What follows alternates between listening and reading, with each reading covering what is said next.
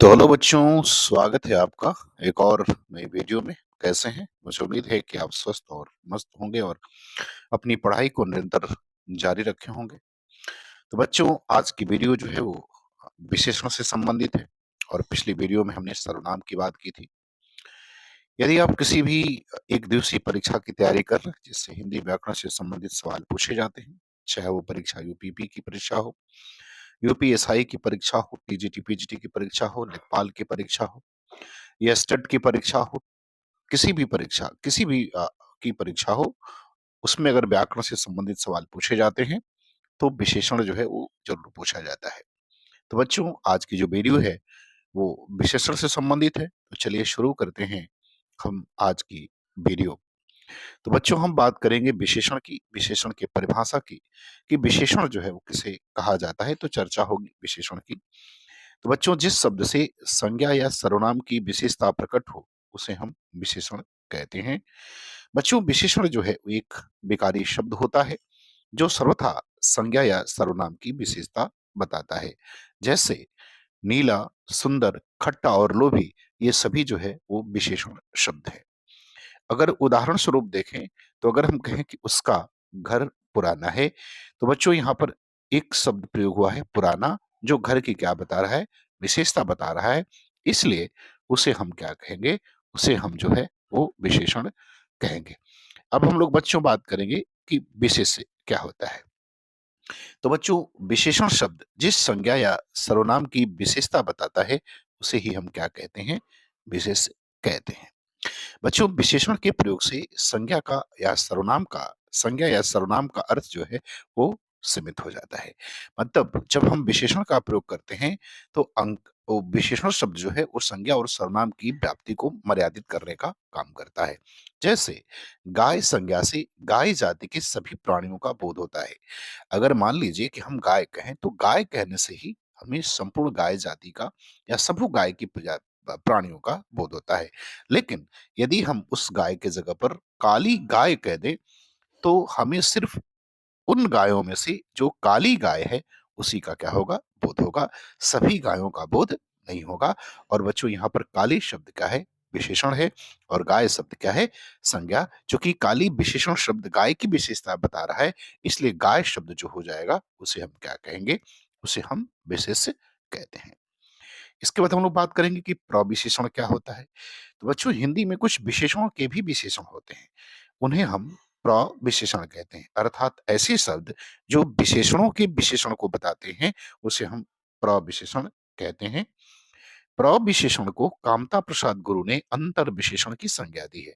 अर्थात कामता प्रसाद गुरु जो है प्रविशेषण को अंतर विशेषण कहते हैं। जैसे नेपाली बड़े साहसी होते हैं। अब देखिए, इसमें 2 चीज़ें हैं, एक तो बड़े और एक तो साहसी। बच्चों, साहसी शब्द जो है वो क्या है? विशेषण है। और बड़ा जो शब्द है वो उसका विशेषण का विशेषण है, इसलिए उसे हम क्या कहेंगे? प्रविशेषण उसे जो है हम कहेंगे।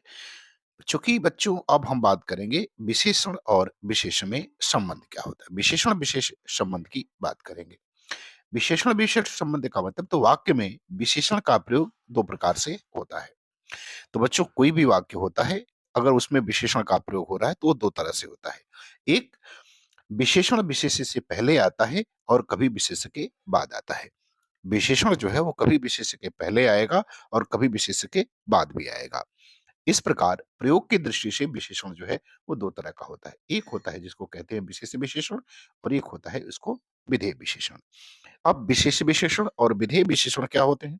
तो बच्चों, विशेष विशेषण क्या होता है उसको पहले देख लेते हैं। तो जो विशेषण विशेष से पहले आए, अर्थात ऐसा विशेषण जो विशेष से कहाँ आता है? पहले आता है, वह विशेष विशेषण होता है। जैसे मुकेश चंचल बालक है, संगीता सुंदर लड़की है।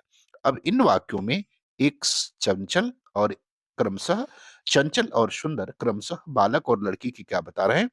विशेषता बता रहे हैं, जो संज्ञाओं अर्थात विशेष से पहले प्रयोग किए गए हैं। अब यहाँ बालक से पहले चंचल प्रयोग किया गया है और लड़की से पहले सुंदर प्रयोग किया गया है। तो जब किसी भी विशेष से पहले जब कोई विशेषण प्रयोग होता है, तो उसे ही हम लोग क्या कहते हैं? उसे कहते हैं विशेष्य विशेषण। अब बात करेंगे कि विधेय विशेषण क्या होता है। तो बच्चों अगर विधेय विशेषण देखा जाए तो विधेय विशेषण जो विशेषण विशेष और क्रिया के बीच में आ जाता है। तो जब विशेष और क्रिया के बीच में आएगा उसे हम क्या कहेंगे? उसे विशेष विशेषण जो है विधेय विशेषण कहा जाता है। जैसे मेरा कुत्ता काला है। अब यहाँ मेरा कुत्ता काला है, मेरा लड़का आलसी है। अब बच्चों यहाँ काला और आलसी 2 शब्द ऐसे हैं जो विशेषण हैं, लेकिन दोनों शब्द जो है पहला काला कुत्ता के बाद आया है और है क्रिया के पहले, और दूसरे में लड़का शब्द जो है के बाद आलसी आया है और से पहले। अर्थात जब कोई भी विशेषण विशेष के बाद आए और क्रिया से पहले, उसे ही हम क्या कहते हैं? उसे हम कहते हैं विधेय विशेषण कहते हैं। अब बच्चों अगर विशेषण के प्रकार की बात करें तो बच्चों हिंदी में मुख्यतः 4 प्रकार के विशेषण पाए जाते हैं, 4 भेद इसके होते हैं। गुणवाचक विशेषण, संख्यावाचक विशेषण, परिमाणवाचक विशेषण और सार्वनामिक विशेषण। बच्चों सार्वनामिक विशेषण को ही संकेतवाचक विशेषण के नाम से भी हम जानते हैं।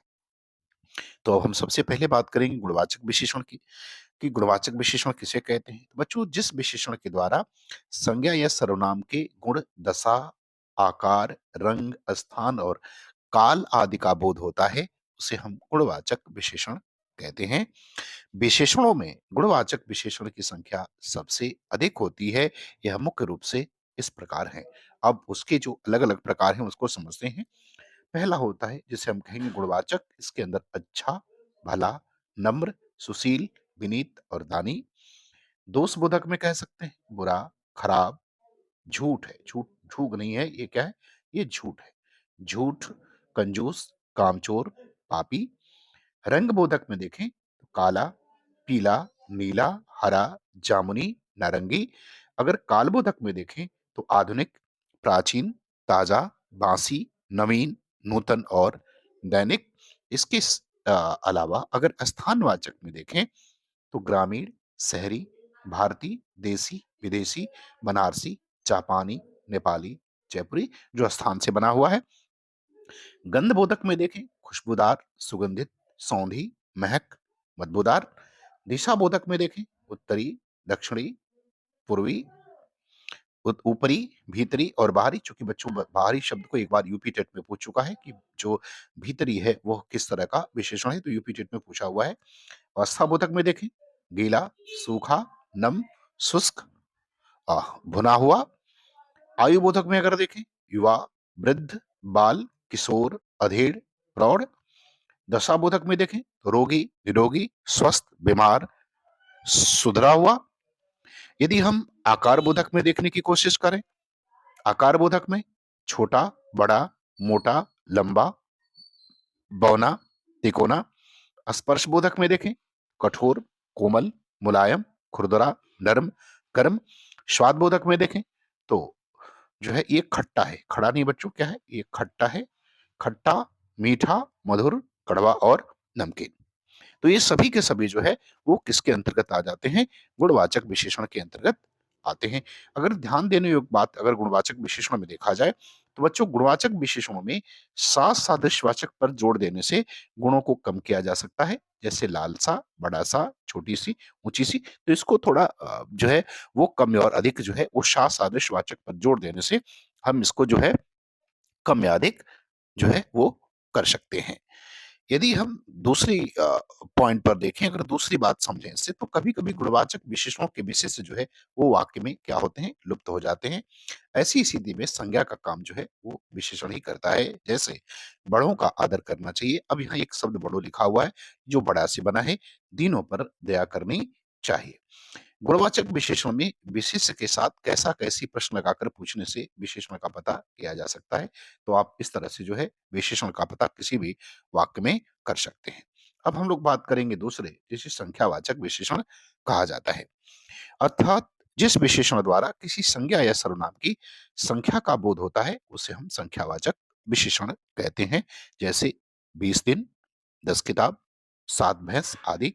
यहाँ पर 20, 10 और 7 यह संख्यावाचक क्या है? यह विशेषण है। अगर संख्यावाचक विशेषण के भेद की बात की जाए तो बच्चों संख्यावाचक विशेषण के दो भेद होते हैं। एक निश्चित संख्यावाचक और एक अनिश्चित संख्यावाचक। वाचक। अगर हम निश्चित वाचक संख्या विशेषण की बात करें, निश्चित संख्यावाचक की, तो निश्चित संख्यावाचक विशेषण से वस्तु की निश्चित संख्या का बोध होता है। जैसे 40 रुपए, 2 लड़के, 5 कलमें, 10 किताबें। इन वाक्यों में विशेष्य की निश्चित संख्या का क्या हो रहा है? बोध हो रहा है। इसलिए इसे हम निश्चित संख्यावाचक विशेषण कहते हैं। अगर प्रयोग की दृष्टि से देखें तो इसको हम 5 भागों में क्या कर सकते हैं?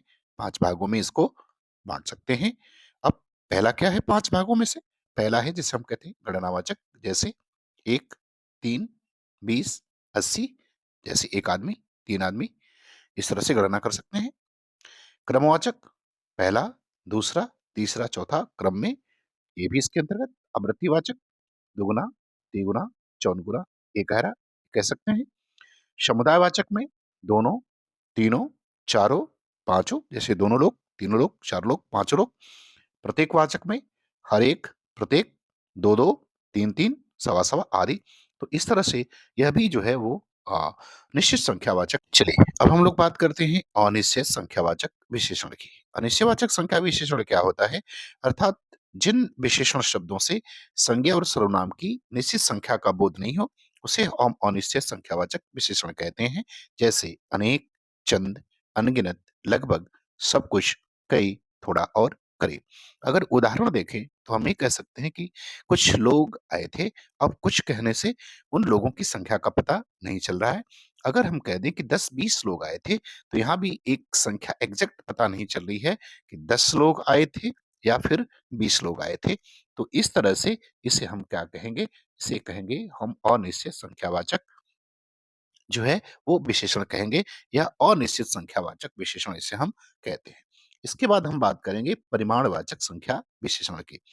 परिमाणवाचक संख्या विशेषण का मतलब होता है कि जिन विशेषणों के द्वारा किसी प्रकार की नाप-तौल प्रकट होती है, उसे हम परिमाणवाचक विशेषण कहते हैं। जैसे तोला भर सोना, ठीक, और सेर भर दूध होता है। कुछ पानी नहीं होगा, ये गलत लिखा गया है, और कुछ दूध नहीं हो, कुछ दूध नहीं होता है, कुछ पानी नहीं हो सकता है। कुछ लीटर पानी कह सकते हैं, कुछ सेर दूध कह सकते हैं, सेर भर दूध हम कह सकते हैं। जैसे थोड़ा-सा नमक, 4 गज मलमल, 10 लीटर दूध। अब थोड़ा-सा नमक निश्चित अनिश्चित हो जाएगा, 4 गज मलमल निश्चित हो जाएगा, 10 लीटर दूध इसकी मात्रा जो है वो निश्चित है, 4 गज मलमल इसकी भी माप इसका निश्चित है, लेकिन थोड़ा-सा का निश्चित नहीं है। तो इसलिए अब जो है देखेंगे कि इसके कितने भेद होते हैं। तो बच्चों, परिमाणवाचक विशेषण के भी 2 प्रकार के भेद होंगे, एक होगा निश्चित और एक होगा अनिश्चित। अब निश्चित का मतलब होता है कि जहाँ माप-तौल संबंधी चीज़ें जो है माप-तौल जो है वो निश्चित मात्रा में हो। जैसे 5 हाथ जगह निश्चित है, 4 गज कपड़ा निश्चित है, 3 सेर घी यहाँ निश्चित है। अर्थात घी का जो वज़न है वो 3 सेर है, कपड़े का माप 4 गज है और जगह जो है वो 5 हाथ है। तो एक निश्चित परिमाण की बात कर रहा है, तो इसे हम निश्चित परिमाणवाचक कहेंगे। दूसरा जो अनिश्चित परिमाणवाचक या अर्थात यहाँ पर जो माप-तौल संबंधी चीज़ें होंगी वो निश्चित नहीं होगी। जैसे सावधान, बहुत दूध, तो बहुत सारा दूध, पता नहीं कितना दूध, बहुत पानी, बहुत सारा पानी, तो पानी कितना है इसकी भी कोई मात्रा निश्चित नहीं है, इसलिए इसको क्या कहेंगे? अनिश्चित परिमाणवाचक विशेषण जो है ये कहा जाएगा। अब हम लोग बात करेंगे जिसको कहते हैं कि सार्वनामिक विशेषण। सार्वनामिक विशेषण का मतलब क्या होता है? तो बच्चों, पुरुषवाचक और निजवाचक मैं, तुम, वह के अतिरिक्त अन्य सब सर्वनाम जब किसी संज्ञा के पहले आ जाएं तो उन्हें संकेतवाचक या सर्वनामिक विशेषण कहते हैं। जैसे यह घोड़ा अच्छा है, वह नौकर नहीं आया। अब अगर बच्चों इन वाक्यों में देखा जाए तो घोड़ा के पहले यह प्रयोग किया गया है और नौकर के पहले वह प्रयोग किया गया है। तो इसकी परिभाषा कहती है कि ऐसे सर्वनाम पुरुषवाचक और निजवाचक को छोड़ करके जो किसी भी संज्ञा के पहले आते हैं उसे हम सर्वनामिक विशेषण या संकेतवाचक विशेषण जो है वो कहते हैं। इसलिए यह जो है यह और वह दोनों सार्वनामिक विशेषण हुए। इसे सार्वनामिक या संकेतवाचक विशेषण भी हम कहते हैं। अब सर्वनामों से संबंधित कुछ महत्वपूर्ण बातों की तथ्यों की बात कर ली जाए तो देखो बच्चों, विशेषण के लिंग वचन आदि विशेष्य के लिंग वचन आदि के अनुसार ही होते हैं। अब इसका मतलब ये हुआ बच्चे कि अगर जैसा विशेष्य है तो उसका विशेषण भी उसी अनुसार से होगा। विशेषण विशेष्य का जो लिंग होगा, जो वचन होगा, वही विशेषण का लिंग और वचन होता है। विशेषणों का अपना कोई लिंग और वचन नहीं होता है, वो हमेशा विशेष के अनुसार ही चलते हैं। जैसे अच्छे लड़के पढ़ते हैं, नताशा भली लड़की है, रामू गंदा लड़का है, आदि। बच्चों, यदि एक ही विशेषण के अनेक विशेष्य हों, तो विशेषण के लिंग और वचन समीप वाले विशेष्य के लिंग और वचन के ही अनुसार होते हैं। जैसे नए पुरुष और नारियां, नई धोती और कुर्ता। अब देखो बच्चे, यहाँ नए जो शब्द है वो पुरुष के अनुसार है, और नई जो है वो धोती के अनुसार किया गया है, ना कि कुर्ता के अनुसार किया गया है। अब यदि बच्चों हम विशेषण की रचना की बात कर लें, किसकी?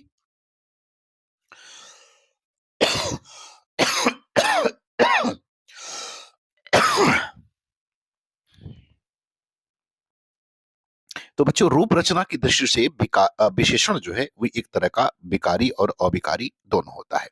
जाहिर है, अविकारी विशेषणों में कोई परिवर्तन नहीं होता है, बल्कि वे अपने मूल रूप में ही रहते हैं। जैसे पीला, सुंदर, भारी, चंचल, गोल, आदि। लेकिन ऐसा जरूरी नहीं है कि सभी विशेषणों के साथ ऐसा ही होता है। विशेषण विकारी और अविकारी दोनों प्रवृत्ति के होते हैं।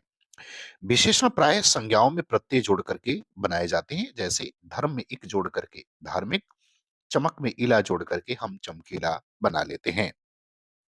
कुछ विशेषण क्रियाओं से बनते हैं। जैसे चलना से चलने वाला, कमाना से कमाऊं, भागने से भागने वाला, आदि। बच्चों, दो या दो से अधिक शब्दों के मेल से भी विशेषण की रचना होती है। जैसे भला, बुरा, छोटा, बड़ा, चलता फिरता, दुबला पतला, टेढ़ा मेढ़ा, आदि। कुछ विशेषण सर्वनामों से भी बनते हैं। जैसे यह से ऐसा, यह से इतने, यह से इतना, जो से जैसे, वह से वैसा, आदि। तो इस तरह से भी हम विशेषणों का क्या कर लेते हैं, विशेषणों का निर्माण कर लेते हैं। इसके अलावा बच्चों, सार्वनामिक विशेषण भी वचन और कारक के अनुसार उसी रूपांतरित रूप होते हैं, जिस तरह से सर्वनाम। अर्थात सार्वनामिक विशेषण भी वचन और कारक के अनुसार उसी तरह से रूपांतरित हो जाते हैं, जैसे कि कोई सर्वनाम रूपांतरित होता है। यह बालक एक वचन में, और वे बालक बहुवचन में। वे और यह दोनों जो है वो विशेषण के रूप हैं। बच्चों, जब संज्ञा का लोप रहता है और विशेषण संज्ञा का काम करता है, तब उसका रूपांतर विशेषण के ढंग से नहीं, बल्कि संज्ञा के ढंग से होता है। अक्सर विशेषणों के साथ परसर्ग का प्रयोग जो है वो नहीं किया जाता है, वो विशेष के साथ लगता है। परंतु संज्ञा बन जाने पर विशेषण पद के साथ भी परसर्ग लगाया जाता है। जैसे बड़ों की बात माननी चाहिए। बच्चों, बड़ों की बात माननी चाहिए में बड़ा जो शब्द है वो विशेषण है, और चूंकि बड़ा विशेषण जब संज्ञा के रूप में प्रयोग हुआ तो बड़ों हो गया, और उसके साथ की का प्रयोग होता है। बीरू ने सब कुछ कर दिखाया, और उसने सुंदरी से पूछा।